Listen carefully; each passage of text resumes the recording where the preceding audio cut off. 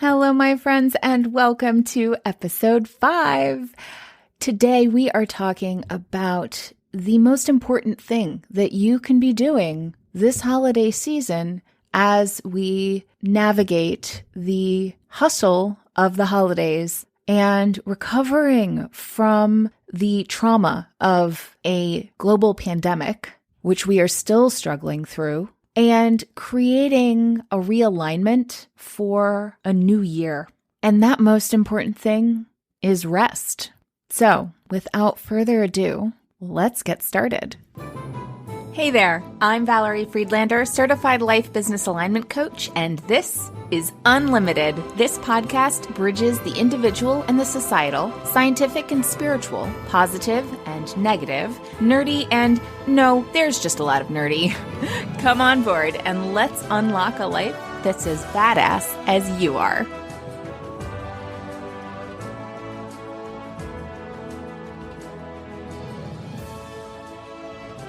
I thought that we would talk about rest this week because it is one of the most undervalued components of productivity. And this is the season for it. For so many reasons, this is the time that we need to be resting most. And yet we have societally constructed all of these ways to not rest. Our society generally just has this issue with rest. Like, we do not value it. I don't know if you've noticed, but we have this hustle culture that pushes us to do. And this season is no different. And in some ways, it's almost the worst. I see so much that we have created in this season, this holiday season, of shopping, consume, create, buy, sales, travel. There's just so much going, and doing. And especially this year with a pandemic that is essentially saying, stay home, rest. And yet we still feel this need to keep going out and doing things and keeping with the norms that we have, even though the norms that we have aren't really healthy, and they're certainly not healthy right now.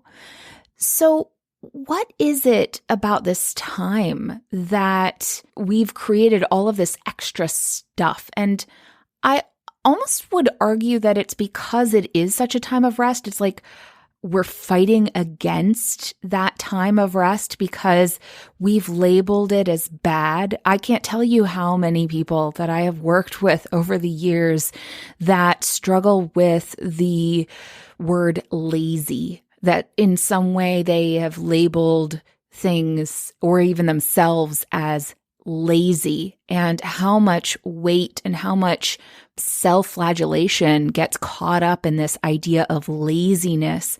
And it actually is blocking them from tapping into some of their most creative, their most intuitive ideas. It's almost like it's this way of not listening. It's like an active not listening.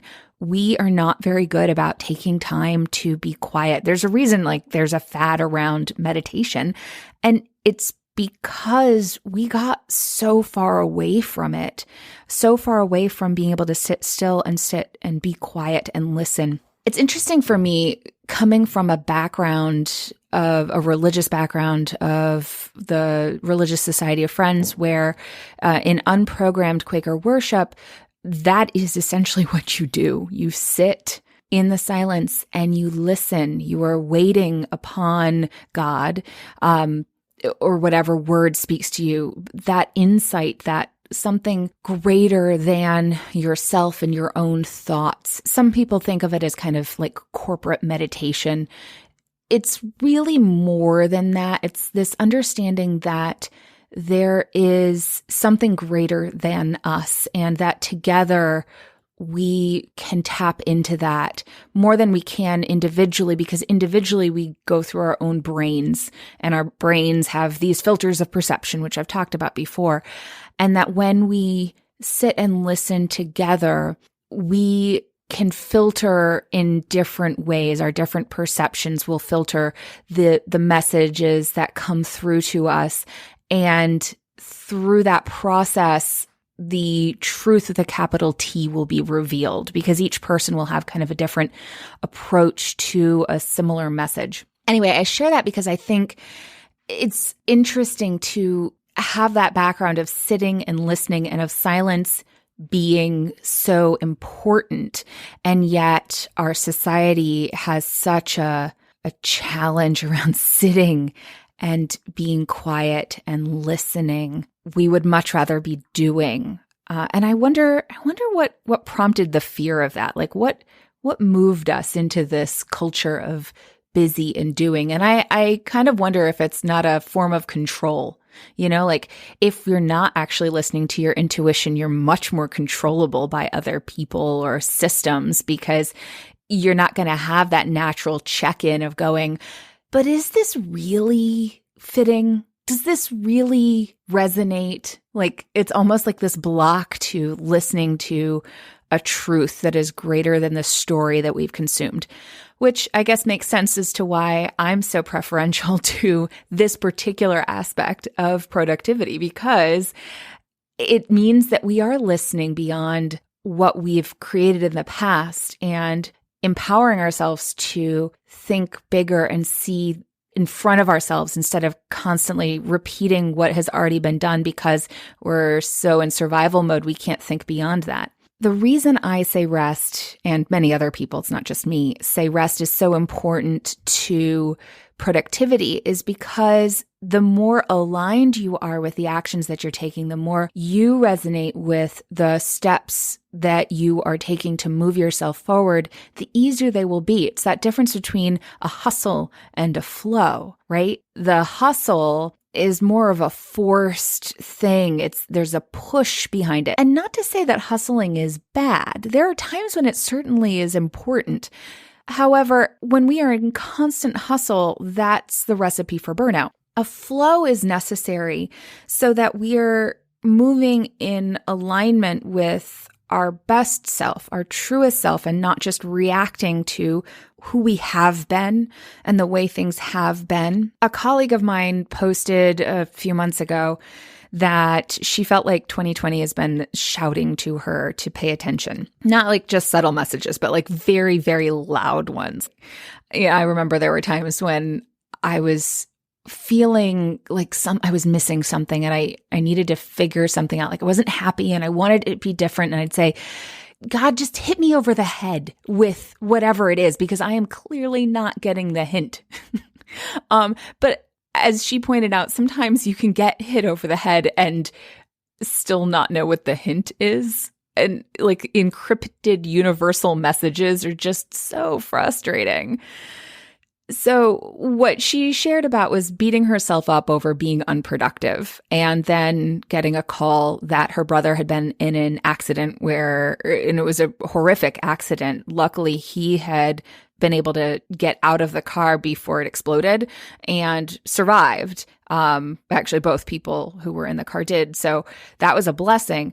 But she was like, I feel like there's something for me to notice here.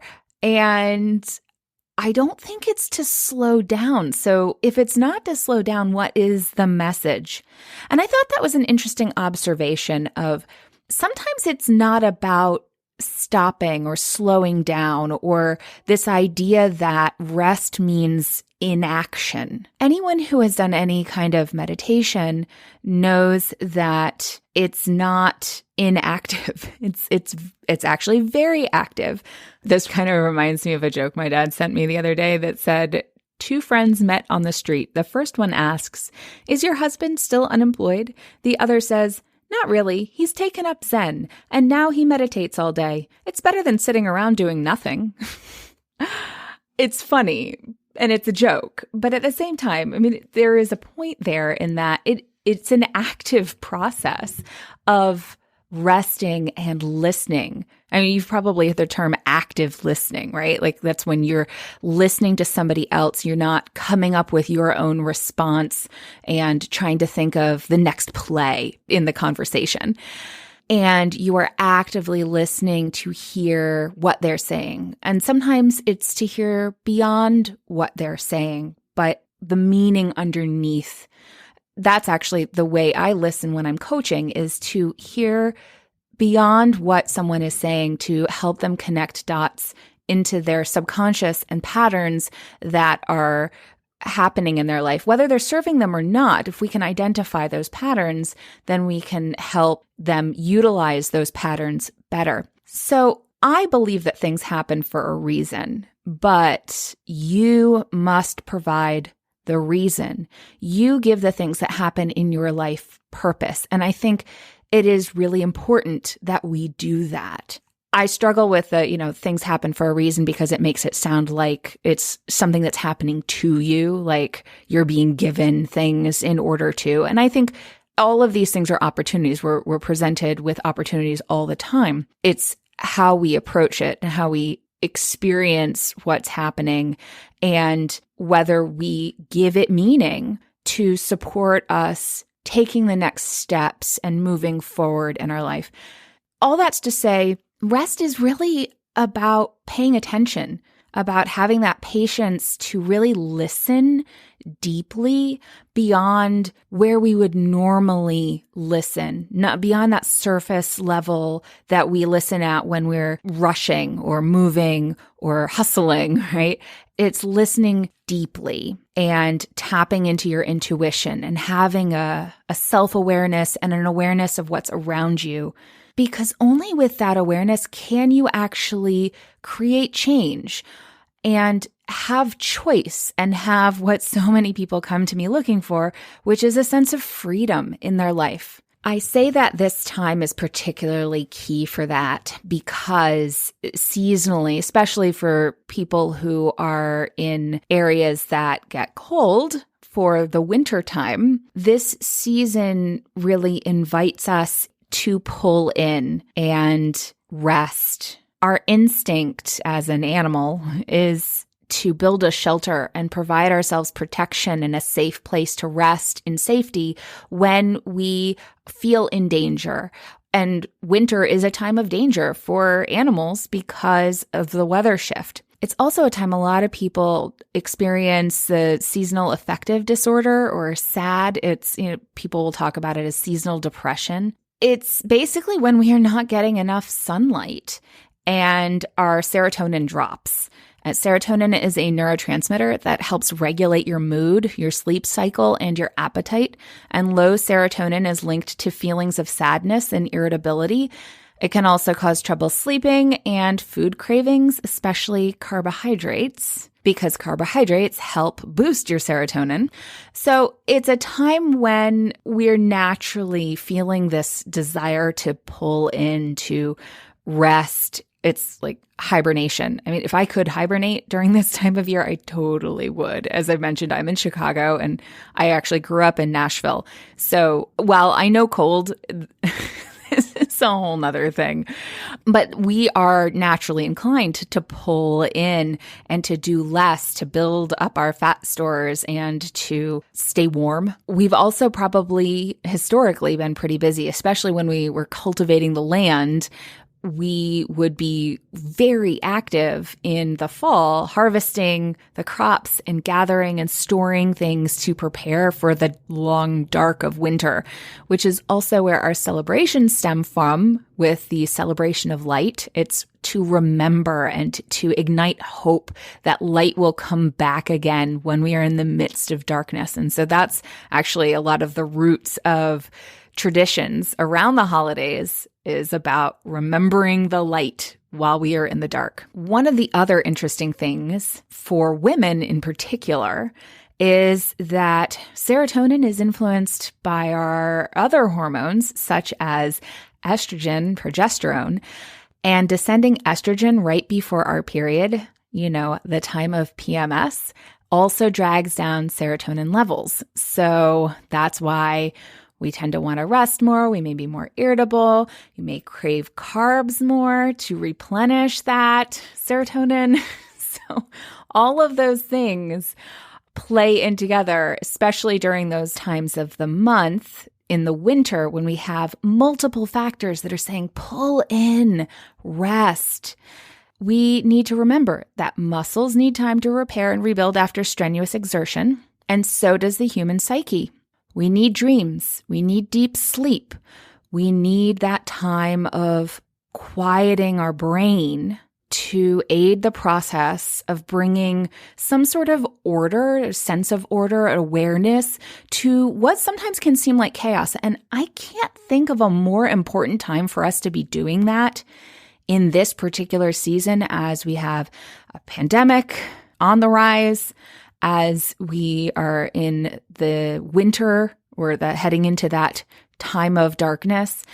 And especially for women, if you are heading towards your moon, i.e. your period, for those who don't know that terminology, this is a time to listen and reflect and take that space to renew yourself, to rejuvenate yourself, and to realign yourself so that you can then step into the next phase of planting seeds and putting yourself out there and growing new life, i.e. spring, when it is time to do that. When we try and force ourselves into that, when we try and push ourselves into that, and we try and bypass a time of rest, we deplete ourselves. We further exacerbate the stress and exhaustion that is already present, that is already pulling us to rest. There's a quote from Jim Carrey that I really love. He says, "Sadness is just from happenstance. Depression is your body saying, I don't want to be this character anymore. I don't want to hold up this avatar that you've created in the world. It's too much for me." Think of depression as deep rest. So depression, deep rest. Your body needs deep rest from the character you've been trying to play, like the great and powerful Oz when you're just the sweaty guy behind the curtain. I think of that quote and I think about this idea of resting and how much we create these characters that we play in the world. And the winter time, this time of darkness, is a time to notice that, to check in with that, to consider how that may be serving you or how that may be holding you back and wearing you down. This is a time when we are given the opportunity to embrace our shadows, to embrace the things that we have been, to forgive ourselves for things that have not worked for us. I often wonder if sometimes we don't hustle through this season and the invitation to rest and rejuvenate ourselves because we don't want to look at those things. We don't want to look at that darkness and those things that we've done that maybe we regret, things that we subconsciously beat ourselves up for because we aren't willing to take a look at them and we allow them to play over and over again and push us and push us. Instead of taking that moment to look at the shadow in the corner and go, hey, what's creating this shadow? So often when you look at a shadow that may be so scary, standing and, looming in the corner that you may want to hide under the covers from or rush around away from, that feels like it's chasing you. If you just stopped and took a look at it, you'd realize that it actually isn't as scary as you thought it was. You'd realize that it's actually just a shadow and not real. You realize that it could even be a friend. The person you thought was chasing you is actually just a friend in a winter coat. I don't know. Anyway, I just noticed that so often we rush. And I'll work with clients who part of what they're avoiding doing, these rules that they have that are subconscious playbooks, are things that when we actually take a look at them, they go, oh, I don't want that. That's not really me. But because they never paused to take a look at it, they didn't even notice that they were playing that rule out in their life. Like the rule of being lazy. Like, I'm lazy, so I push myself because I don't want to be lazy because lazy is bad. But Are you really lazy? No. Okay. Well, where did that come from?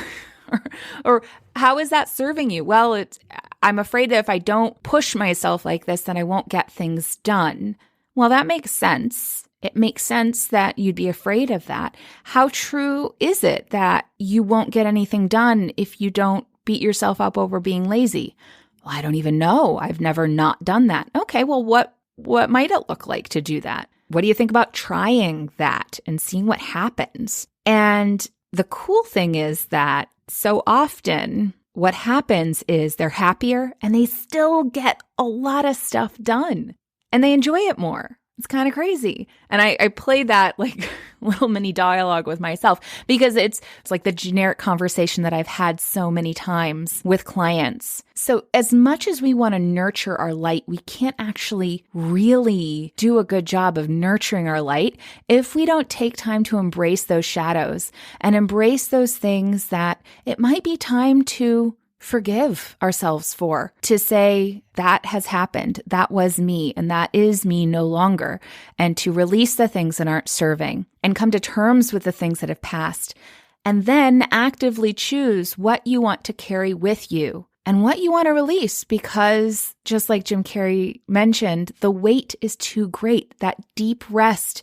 is needed to recover from carrying that burden around. And then you get to put it down and tap into that wisdom or courage, whatever you want to call it, to step into this new space of what's possible for you. And it may feel like stepping out into the cold without a jacket on, and that can be a little scary, but you may find that you are warmer than you realize, or that you want a different jacket because that jacket that you've been wearing is totally not your style, or you outgrew it. I've got some really awesome jackets that it's time to let go of because while they're awesome, they are no longer me. They no longer fit properly because I've had them since I was much younger and it's time to move on and let them go. Forgive myself for cluttering my closet and give myself the opportunity to buy a new amazing coat. And remember that the things that have come before may only be stepping stones into what you want to do. They're not necessarily the things that you're meant to carry along with you. I have one client who carried around with her for a long time that she needed to choose a safe job. And she came to me after realizing that that safe job wasn't so safe anymore because she'd gotten laid off. And building her own business was scary. And she did that. And then she came back to me at a time where she was assessing what to do going forward because something about this amazing business that she'd built wasn't fitting anymore. It felt more like a hustle. It was exhausting her. It didn't feel aligned. We came back around to what were her dreams before she chose that safe job. And her response was, well, I'm too old to do that. That's the reason she didn't go into it when she built the business. It was past. That was the opportunity that she missed. And we explored, well, how true is that? What would it take to explore this as a possibility? And she connected with some people in the field that she was interested in. And it turned out that the experience that she had from the job that she had, from building the business that she had, all fit so well into her filling a particular need that these contacts had. And now she's just been following those breadcrumbs and creating more of a space for herself that is turning into a new phase of life and a new business that ties to what her dreams were and what she's passionate about. And it's the coolest thing. But before that, she went through a really rough period of discomfort in the unknown and sitting in almost a depressed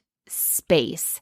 And that's not to say she had depression, but that space of pulled inness and feeling cynical and pessimistic and critical and questioning and frustration and impatience and all of that time of pulling in and looking for the safe thing again, and everything that happens in this period of deep rest, this period that calls us to listen to our bodies and pull in and reflect. And working together, we created that space where she was able to look at what was and where she wanted to go and create a stepping stone towards doing that and more realigning the vision so that she was ready to take action when the time arose, when the opportunity presented itself, to create in that space of rest, to create that space of security and comfort and preparation to do the next indicated thing in alignment with the person that she wanted to be, not in reaction to what has been, which is what that hustle culture and that going and doing space often pulls us into. So I invite you to take this time to take a break, rest, choose what of the traditional societal things that you have going on in your life. And especially because so many of us are staying home for the holidays, we are not going out as much. We may even be under stay-at-home orders from the government. Take this time to give yourself a timeout. I often do that with my kids. I'm like, Mommy needs a timeout.